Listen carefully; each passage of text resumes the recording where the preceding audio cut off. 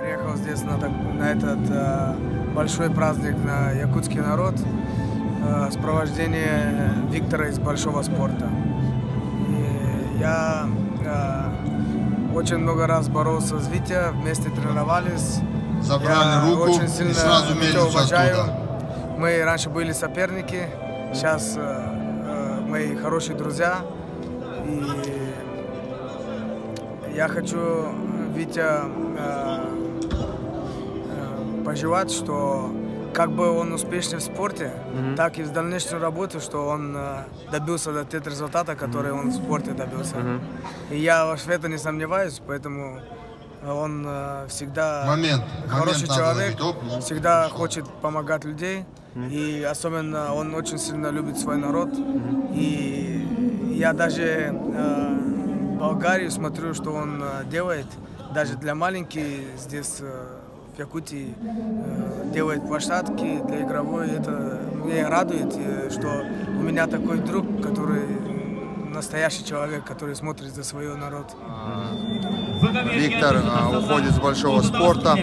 Он оставил очень такой яркий за собой след в мире борьбы.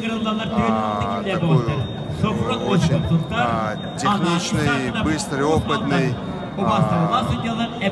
Виктор, я его не первый день знаю, поэтому очень у него много поклонников и здесь, и в России, и в мире. Поэтому его знают, в принципе, весь мир.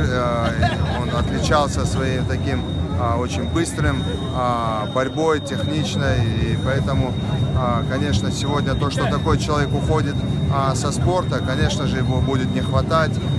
Но рано или поздно, в любом случае, всем надо уходить. Как говорится, спортивный век, он короткий, поэтому уже, конечно, надо уже дальше